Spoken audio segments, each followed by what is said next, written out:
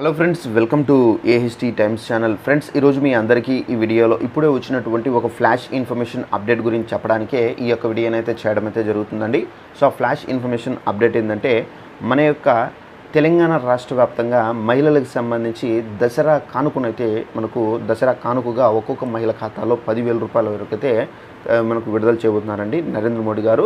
అయితే ఈ 10,000 రూపాయలు పొందాలంటే మీరు ఈ డాక్యుమెంట్స్ అనేది, ఈ ప్రూఫ్స్ అనేది ఇవ్వాల్సి అయితే ఉంటుంది. ఎక్కడ ఇవ్వాలి, సో ఎలా మీరు పొందాలి, పూర్తి వివరాలు స్టెప్ బై స్టెప్ ఎక్స్ప్లెయిన్ అయితే చేస్తాను. ఇక్కడ దీనికి సంబంధించిన నోటిఫికేషన్ కూడా అయితే వచ్చింది. సో ఆ నోటిఫికేషన్లో డీటెయిల్స్ మీకు క్లారిటీగా ఎక్స్ప్లెయిన్ అయితే చేస్తాను. ప్రధానమంత్రి మోడీ మరో ఆకర్షణీయ పథకం ప్రారంభించారు. త్వరలో జరిగే పలు రాష్ట్రాల ఎన్నికలపై మోడీ ప్రత్యేకంగా ఫోకస్ చేశారు. అందులో భాగంగా మహిళా ఓట్ బ్యాంక్పై అయితే మోడీ గారు అయితే గురి పెట్టడం అయితే జరిగింది. వచ్చే నెలలో బీహార్లో కూడా మనకు ఎలక్షన్ అయితే జరుగుతున్నాయి. సో ఇక్కడ మన బీహార్ మరోసారి ఆర్జేడీ అధికారం రాకుండా చూసుకోవాలని చెప్పి మహిళలకు ప్రధాని కోరారు. ఈ పథకం గురించి చెప్పినప్పుడు దాని విజన్ను చూసి తాను చాలా సంతోషంగా అయితే పేర్కొన్నారు. ప్రతి కుటుంబం నుంచి ఒక్కో మహిళ ఖచ్చితంగా ఈ పథకం వల్ల ప్రయోజనం అయితే పొందుతున్నారని చెప్పి వివరించారు. ముఖ్యంగా మహిళా రోజ్గార్ యోజన పథకం, ఈ పథకం పేరు వచ్చేసి మహిళా రోజ్గార్ పథకం అండి.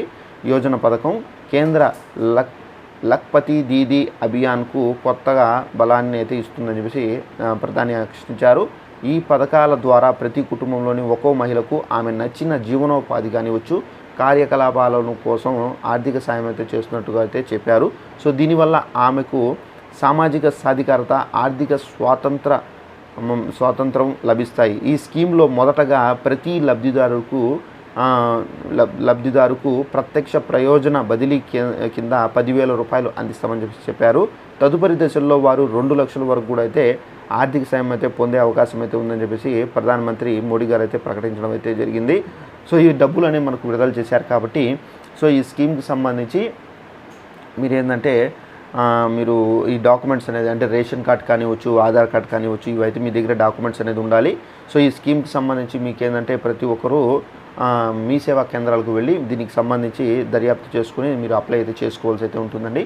సో ఈ వీడియో నచ్చినట్టయితే లైక్ చేసుకుని ఛానల్ సబ్స్క్రైబ్ చేసుకోండి. Thanks for watching this video. All the best.